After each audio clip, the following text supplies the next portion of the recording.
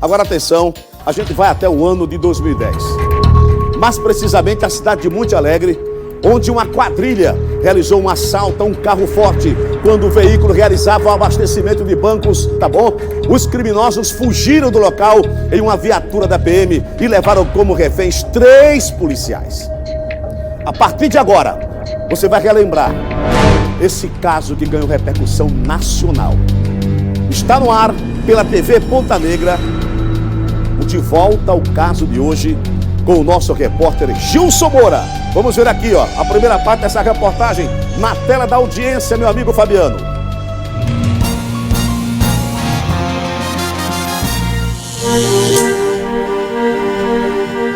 Um dia que a cidade de Monte Alegre virou um verdadeiro faroeste. Em veículos e pelas paredes de casas do centro da cidade de Monte Alegre, distante 45 quilômetros de Natal, marcas da ação dos criminosos. Foi tiroteio de bala danada aqui. Houve troca de tiro, um deles também saiu baleado. Eu coloquei os agentes penitenciários e o nosso policial e saímos em perseguição. Inclusive foi uma das primeiras ações que contou com o auxílio do helicóptero Potiguar 1. Na manhã do dia 18 de agosto de 2010, a cidade estava muito movimentada, mas tranquila. O tumulto só começou por volta de meio-dia. O alvo dos bandidos era o carro forte que faria o transporte de valores da agência bancária de Monte Alegre. Com a presença inesperada da polícia, houve troca de tiros. Olha, 18 de agosto do ano 2010, aqui nessas ruas de Monte Alegre, foi um verdadeiro tiroteio, um faroeste.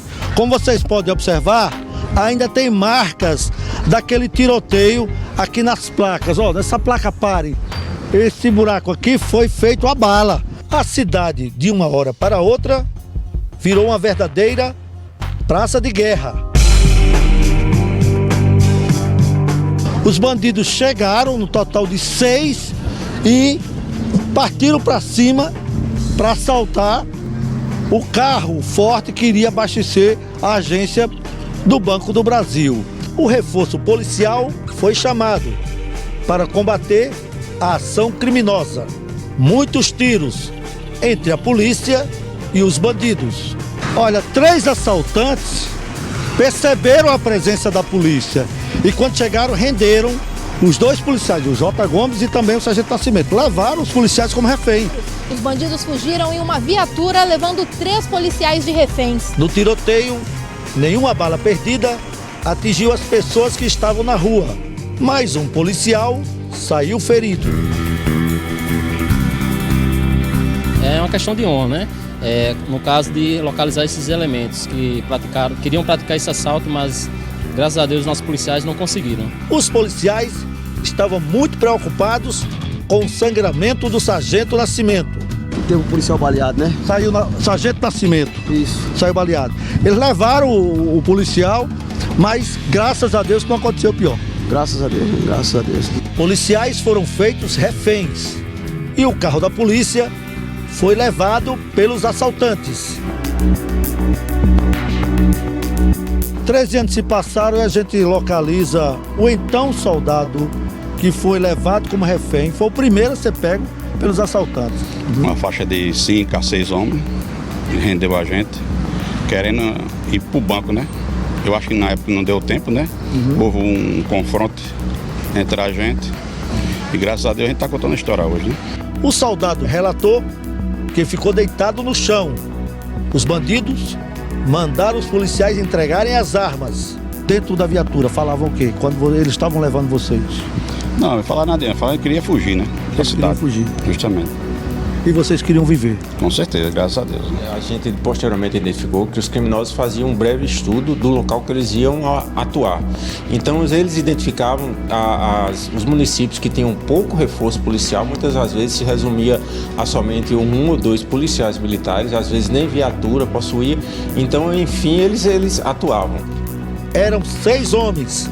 3 deles entraram na viatura da PM e levaram os policiais. Os outros 3 assaltantes fugiram para o outro lado da cidade.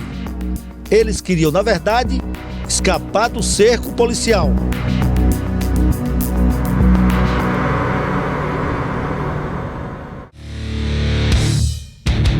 Os membros da quadrilha eram da Paraíba e todos já tinham mandado de prisão.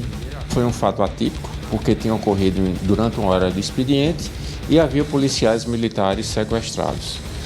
A partir da comunicação desse fato, imediatamente, juntamente com cerca de 15 policiais, fomos até o local, onde se deu uma intensa perseguição. E troca de tiro, um verdadeiro faroeste.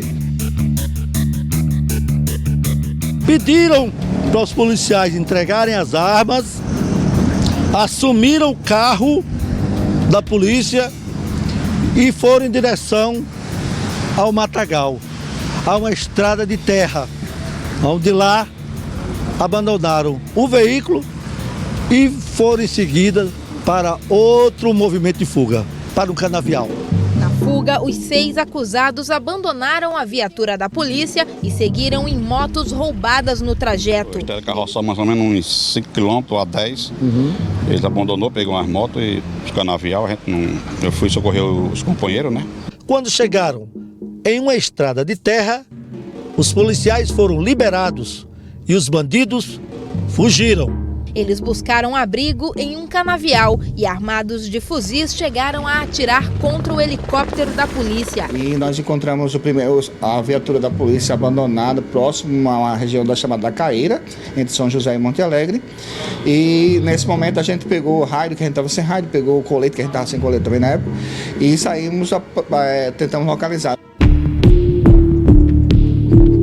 A quadrilha que tentou roubar o carro forte que estava chegando em Monte Alegre não é desconhecida da polícia do Rio Grande do Norte. Ela já atuava no estado da Paraíba.